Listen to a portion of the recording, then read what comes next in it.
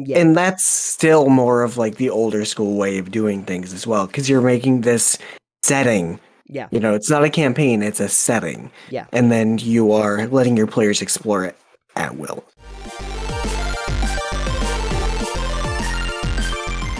Alex, I hear that we had an interesting conversation with one of the old guard of D&D. Yeah, so last night, as it were, at the date of recording, one of my coworkers was wearing a D&D shirt, and it was a older shirt, and so I was like, oh, a D&D, is that a D&D shirt? Because it was under the rest of their vest. Sure. And so we ended up having a 2-hour long talk about D&D. And this person is older, probably mid-50s, 60s, around that age. Okay. And so it was a very interesting conversation about old school D&D versus, say, they're in a 5th edition game now with their, I guess, wife and grandson, maybe? Okay. Something like that. Anyways, they're in a 5th edition game, and they're like, I play it, but it's kind of mindless for me. It's not like it's not like it used to be, is the sentiment that I got there. Yeah. They don't make them like they used to, if we're going Yeah, with the recent and topic I of thought it was conversation. interesting to talk about, not just not to shit on old school or shit on new school, but the difference between, as they put it, in old school D&D, you played a role. You were a fighter, you were a magic user, or an archer, etc. As opposed to the new stuff where you're playing a character. Okay. Yeah, I'm getting that. So it's more or less like, in the old school, there was a specific type of thing that you're supposed to be doing that benefits the party, and in the newer one, it's about you as a character journey, more or less. I think that's kind of the way it is. And I get that, and in video game RPGs, you play a role a lot of times, as in, right. I am playing WoW, and I am a shaman. Sure. So I am a caster, or I am a melee DPS, or I am a healer. That is my role when I'm in a party. You know? Sure. As opposed to D&D these days, where it's a lot more, I feel like it's a lot more narrative driven on the characters and who they are and what they're doing, as opposed to just, I am a fighter and I fight. Right. And they were saying, a lot of that too it wasn't about what your character's skills, your character sheet says. It's more what your character does. Right. So it's really interesting to hear that from someone who is playing a 5e game, but also is part of what we would consider the old guard, who had played 1st and 2nd editions of D&D. Right. And I just think it's really interesting that it's come from that point in the game where you're playing an archetype versus playing a character who is a multifaceted being, as opposed to just making your character be that, archetype.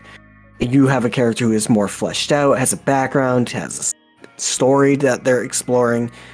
I don't know, it's just kind of weird, kind of interesting, and fascinating in a way to see the mentality of someone who is still stuck in 1st, 2nd edition, where that is how role-playing games used to be back in the good old days of role-playing. Right.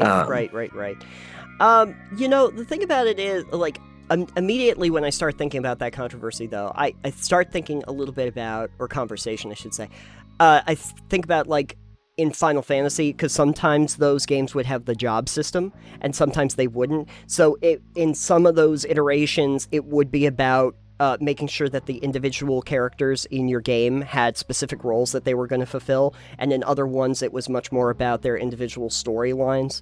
And I don't know if that influences how people liked certain versions of the game, or which one, because I think it was in 10, they didn't really have that, but then when 10.2 came around, they put the job system back in. So well, 10, it was more about the character's journey. Right. But each of them was a specific thing. Right. So your party would consist of who you wanted, but you could swap out whoever you wanted to 10 at will. But it was more about who you wanted to have in your party to fulfill the specific role. Right. And the other thing they were saying too, this person was like, back then, we might only have a group of like 4 or 5 people, but people would be playing multiple characters. Yes. And I'm like, that's not as much a thing these days because, your characters are more fleshed out and can be more diverse. Yeah, I was listening to a conversation not too long ago, or a video where they were talking about the old kind of Gygaxian way of playing the game, which does kind of come out of the wargaming, oeuvre as it was, and the idea was to have a stable of characters. And at any time when you go to play, because it's like supposed to be an ever-evolving game world that your characters are in, you would pick one of those characters that you were going to be using who happens to be in the area where you are playing. And so if your characters die, you still have other characters that you might be playing. Right, and that's really interesting because, again, these days, you don't tend to see an RPG where you're playing multiple characters. Again, unless you're playing a video game RPG in which you are solo playing and you control a whole party. Right. But, like, typically on tabletop RPGs, we don't as often have games where you have a stable of characters. You have your players, and they each are playing a specific character, or you might have like a one-shot where you're playing a character that takes place somewhere else in the world. Yes. For instance, to break up a thing. But it's more of a campaign is telling a story of these characters, and then if someone dies, you can replace them or make a new character or have a journey. Like when Hef died in my game, the other player went on a journey to bring me back to life. Right.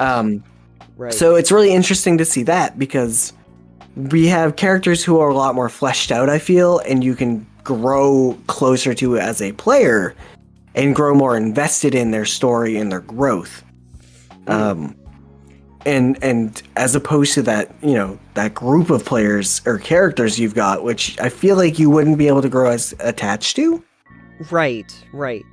There was another thing that they were talking about that I thought was very interesting, which was the idea that all of your players for the game may not be playing at the same time. Yes. So that you would have, like, maybe 3 people were playing over here with some of their characters, and then on your, like, Thursday session, you would have a few other characters that would be playing, and that these groups were working in tandem at like the same time frames. And so what happens with this group over here informs essentially what you're going to come across if you get to that area with a different group, which does feel like it is much more of an outgrowth of that whole wargaming idea of having multiple units on a battlefield, but in a much grander scope, almost like it was like the MMO before the MMO was a thing. Yeah. One of the other points that we were talking about as well was the fact that back in the heyday, games, you didn't make a campaign. What you made was a world that your players were in. Yes. And what you would do is the players got to choose like whatever they want to do. It was more of an open world thing where the players got to dictate what they do instead of the DM making a story that they're exploring and you're telling. And that is, I've done this before. Yes. And I've been like, cool, you have this entire world to do. You start here. What do you guys want to do? And the problem is that you get players who don't know what they want to do. You have a whole world. That's a lot. If I go, Nathan, you can go anywhere in the world you want right now. Plane ticket. Here you go. Yeah, exactly. You're going to go, shit, where am I going? I don't know. Yeah, you get choice paralysis. Yeah, that's what that is. Yeah. With newer versions of D&D and newer versions of role-playing games and just how like the growth of the genre has gone, I think storytelling has grown into like more of the focus of that. Yeah. Especially since video games, again, exist now and are very good at letting you explore an open world in a lot of cases. Right. And having more stories that you can explore. Fallout, for instance, it's a pretty big game. There's a lot there to explore, and you can go anywhere and do anything. You don't have to do the story that's provided. Right, right. The idea of the open world is something that video games ended up taking on considerably, especially with like the epic RPGs and how that functions. They did what they could, though, for those to actually have quests that you go on, so that you Right. do not have that choice paralysis. You always have at least a direction you can follow if you would like. I think that might be a problem that more modern tabletop players might have, going back to the old school way of doing things, where just like saying, well, here's all of Faerun. Yeah, Yeah. I think, I honestly, I don't mind either of these personally. I've played games where, and I've played and run games where it was an open world. Yes. And as a DM, I feel like making an open world is a lot harder. Oh, yeah. Because suddenly you have to make, I mean, you and your Rift Hunters, again, it wasn't necessarily an open world, but you made a whole world, for that, with your story beats and what you wanted, and you tried to get your players to go on a specific path, and they were, like, everywhere else, Corralling players is a thing. Yeah. But with a focus on storytelling, you can make a smaller environment. Sure. And it doesn't have to be a whole world with multiple things going on at once. Right. Because you're only exploring a portion of it at a time. Yeah, this was actually something I was thinking about not too long ago, which was the idea of, maybe like limiting focus, but allowing for more openness in that limited focus by building an actual city and just making sure that the city was completely populated with things that were going on at that time that were continually in motion, that the players don't really know about at the beginning. And then you drop the players into the middle of that city and you tell them, like, you can give them the entire map layout of that entire town, that entire city, all the back alleys, everything like that, and just let them go nuts. But there's always going to be stuff. That sounds like a lot of planning. But by focusing it on that one urban environment, essentially, instead of the world. Yes, you could flesh out a whole city. Exactly, and I kept thinking of these fun ideas where maybe they go back down a back alley, not realizing that there's actually the makings of like an undead invasion that's happening behind some of those doors, and if they happen to, knock on those doors or try to get into those houses, they might inadvertently unleash a bunch of like zombies onto the street that would normally just be behind those doors that they might never have encountered if they didn't go down that alleyway. Right. Yeah. And that's still more of like the older school way of doing things as well, because you're making this setting. Yeah. It's not a campaign, it's a setting. Yeah. And then you are letting your players explore it at will. Right. And there's nothing wrong with that. If you want to play that way, it's fine. I have nothing against that. But I do think that having more of a narrative focus lets you tell more epic stories a lot of times, more grand stories. And as more opposed individualistic ones, too. Right. As opposed to just being able to tell interesting stories. Certainly. Which, exploring a world will let you tell interesting stories that's just happened. A lot of that in the older days of D&D, even 3.5, is like, here's some random tables for encounters. Right. Who knows what's gonna happen? I don't know. DM doesn't know. I don't plan all this shit.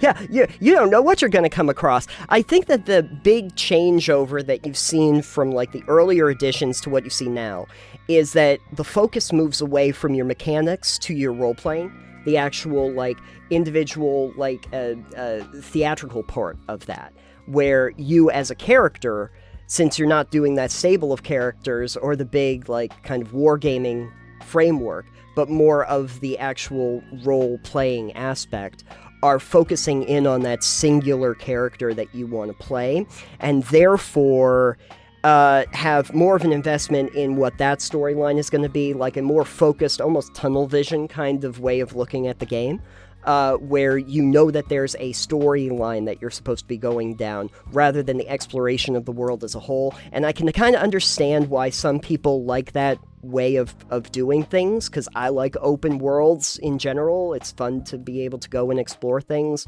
But in terms of the tabletop where you're trying to, keep everybody engaged, I also understand why it might be a good idea to try and limit that vision a little bit, so that it makes it easier to, focus on the storyline. It would be weird if you went into, a movie and you were like, okay, well, we could just show you the movie, but actually there's multiple paths. Let's do a movie where it's like a multiple choice choose your own adventure movie where everybody has to sign in to determine where they're going to go, and it starts playing multiple movies at the same time, and everybody kind of goes, wow, that movie was weird. Did you see the same one I did? No, I didn't see that one. I didn't get that ending. I think there's been a few YouTube channels who have done stuff like that where you get to choose which ending you pick of the video and go down a branch about it. I think Markiplier did that once. Yes, that was an experiment that I think he tried. I don't know how it worked out. I think it worked out well for him, but I mean, that's Markiplier, so. Yeah, he can do whatever he wants. It's gonna work out okay. He'll be fine. He can end up being a centaur in a Ninja Sex Party video, and people will love it. It's fine. Everything's good.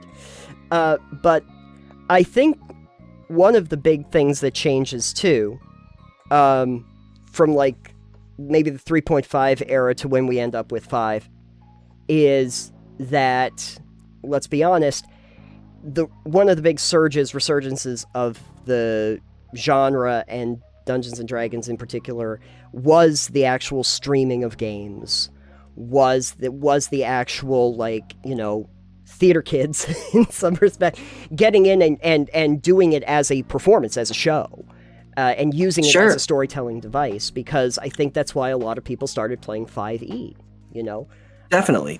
I think the change happened well before 5e, though. Okay. I don't think 5e was the one that went, oh yeah, this is going to be very different. I think just the general mindset of role-playing from other games existing and just how people have come into it has generally just changed the landscape a lot. Because there are other games that are very role-play heavy, like Fiasco, for instance. Oh, yeah. Fate, for instance. Sure. There are games that are less mechanically heavy and more interesting in telling stories. And I think just the way people approach games has changed over the years as well. Oh, yeah. Powered by the Apocalypse, which has a ton of different systems that are involved, much more roleplay heavy, much more rules light. And that does seem to be the trajectory that a lot of the role-playing games are going on, away from the really technically involved sort of realm. And I think part of that becomes the ease of introduction to your players. As you were talking a bit before the show, you aren't really familiar with old school D&D as much. I think you played 3.5 with me once. Yeah, it was that crypt that we never got out of. Yeah. That one session. Yeah. But that was a very different game than 5e. It's very mechanically heavy. And then other games are also very mechanically heavy. As you were looking at Pathfinder, which is based off of 5e, and Pathfinder 2e, you were telling me that it's like, I don't know if I could learn this on my own or be able to run this on my own. And it's very dense in how you do it. If you're not going to read that rulebook from front to back, I'm and gonna get study lost. it, you're gonna get lost. Yeah. And just like with the book I've got here, Wrath and Glory, it's a big book. It's it's all the DM and player stuff in one. But even this is a more streamlined version of a much, much heavier mechanically bound system. Right.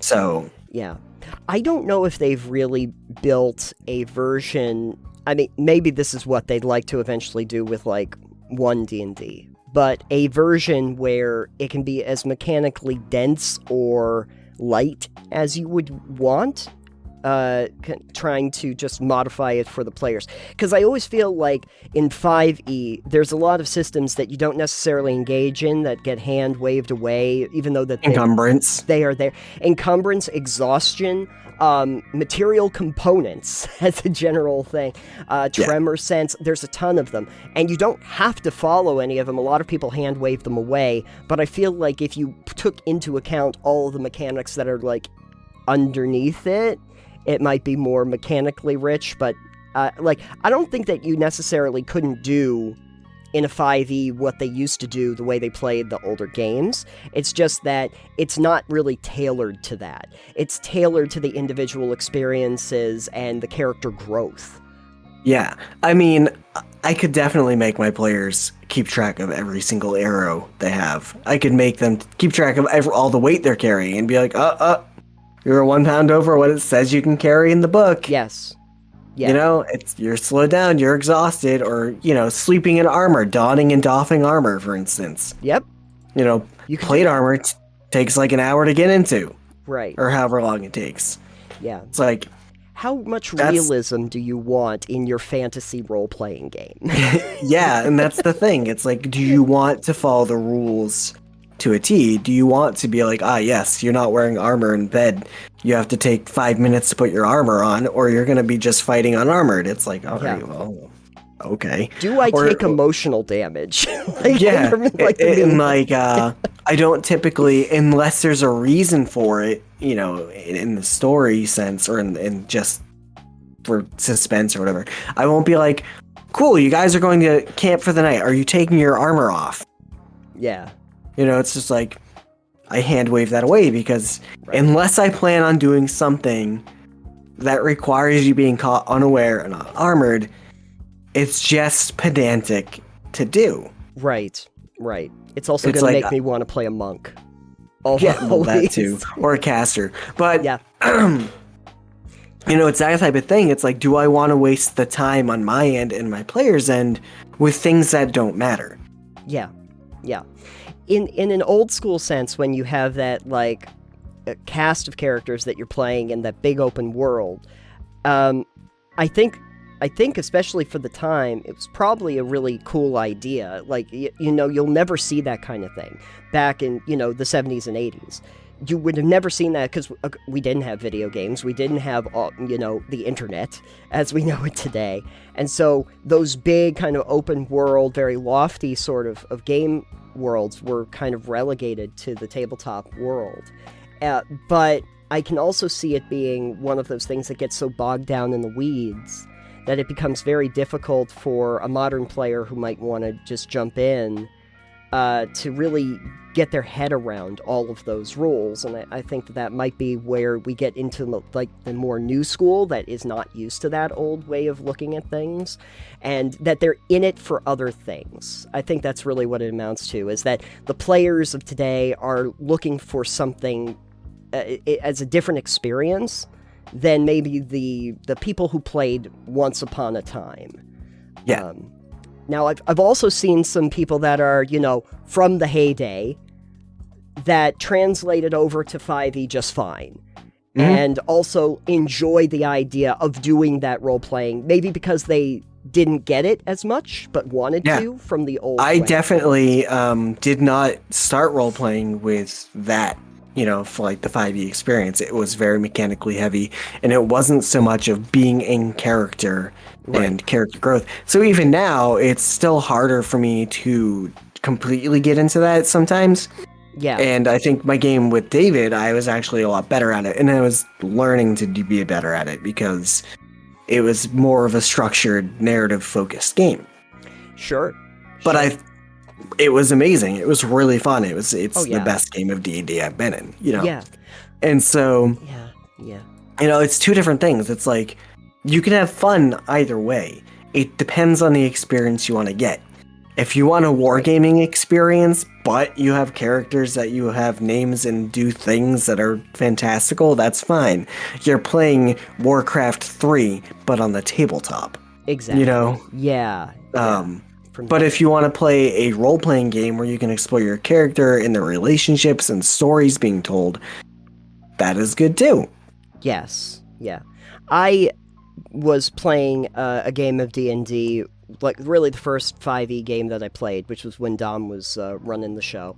And one of the players who was also my game master when we did the 1879 game, Andy, she was used to the older school, like maybe 3.5 way of doing D&D, and she she could understand 5 just fine, but I do remember her talking about how she did like the amount of character customization that you used to be able to do in games, which got streamlined a lot out of 5, which I totally understand. I actually would like more customization in my character development for levels and stuff. That would be great.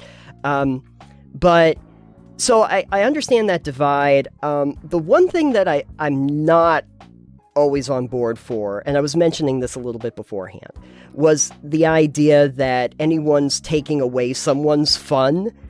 I don't really, because I feel like that's a conversation that you always end up with. It's like, these people ruined D&D in the new way. They did not. You don't have to play new editions. You don't have to play 5e if you don't want. You can stick to your AD&D and no one's going to stop you. Yes. It's the same thing with actual wargaming. Yes. No one's ruined my Warhammer experience. If I want to play 3rd edition Warhammer and have the rulebooks and find someone who wants to play that with me, I can do that. Exactly. No one took away your fun. Folks. No one took it away. No one took away your fun. You're refusing to move to further editions in the series. And that's okay. And that's okay, and I'm sure that there are other people around who would love to be able to play an older version too. It's not going to be me. I'm not going back to AD. I never played AD&D, and I can't wrap my head around it. I don't want to. Yes. Listen, Nathan, if I just want to watch the first 2 seasons of Rick and Morty and never think there's anything past that, I can. Yep, exactly. And no one can tell me otherwise. I can just put my fingers in my ears and go, I'm Pickle Rick. Ah! If you know what, if we could just go back and just pretend that the 8th season of Game of Thrones never happened, great. just pretend it doesn't exist, and you are not ruining anyone's fun. Yeah, exactly. See, that's how that works. It can exist for people, and you can say that it sucks, and that's fine, and I'd probably agree with you, but it doesn't mean that it has to ruin the rest of it for you. I have a great example of that. The Hitchhiker's Guide to the Galaxy. You know, my favorite 5-part trilogy. Yes.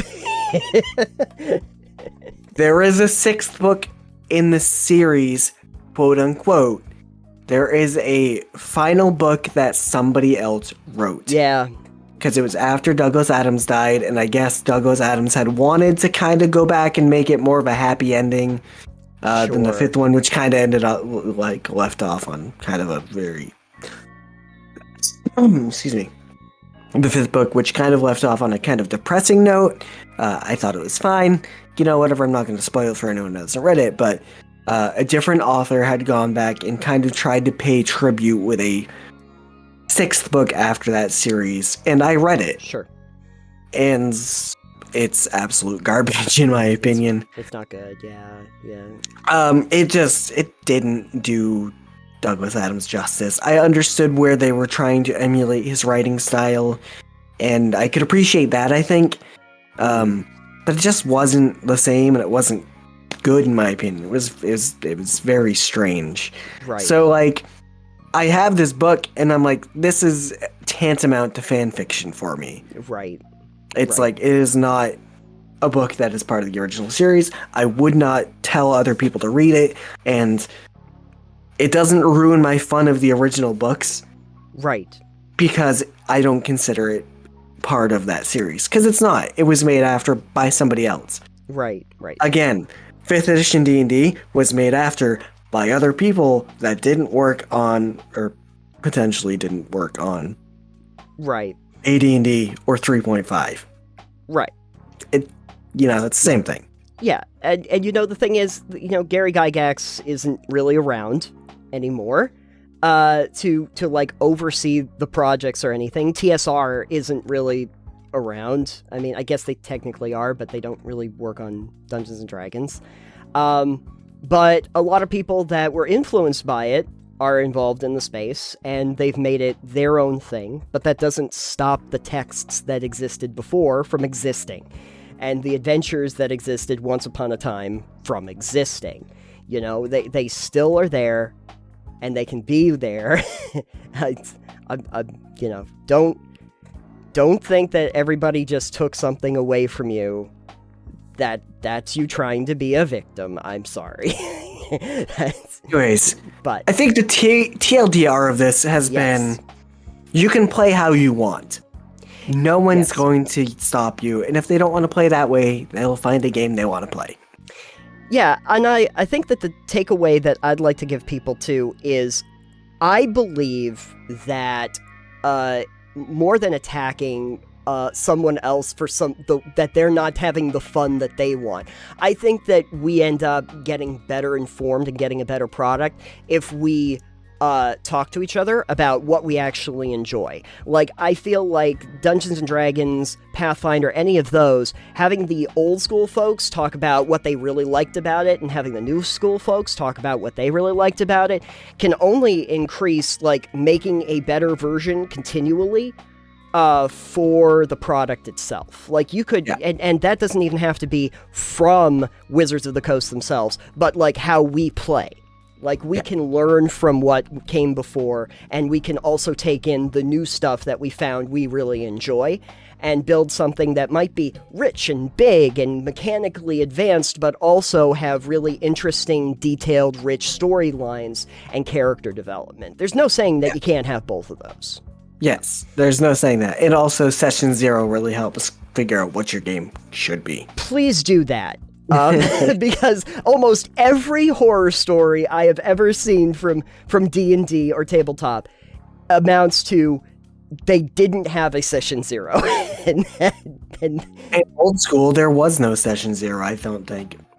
That wasn't really a thing, I don't think. No. Not that I'm aware of, it was not before. No. And safety tools and stuff like that. That's kind of like a new invention, but, you know, I think a generally good one that I would even want to take into an old school version of the game. Like, again, newer school stuff. That's a whole different discussion of, safety tools, who needs that? But we're not going to get into that right now. Not at the moment. That's a much longer conversation we might want to talk to somebody about. But at any rate, in this case, I would pose a question to everybody if you are down in the comments or you're over in our Discord channel about what were your favorite things about Dungeons & Dragons? Like, what is your favorite aspect of it, and what do you want to make sure is preserved for the future that people could integrate in? I would actually expand that to older and newer role-playing games in general. It doesn't have to be D&D, but like, what do you like about old school versus new school? Or are you an old school role player, or are you part of the new camp that has been focused? Do you focus more on open world or roleplay? Yeah. Let us know your thoughts in the comments. Yeah. Why do you play role-playing games? Yeah. Why do you role play? Or get at us in our Discord link down below. Down below.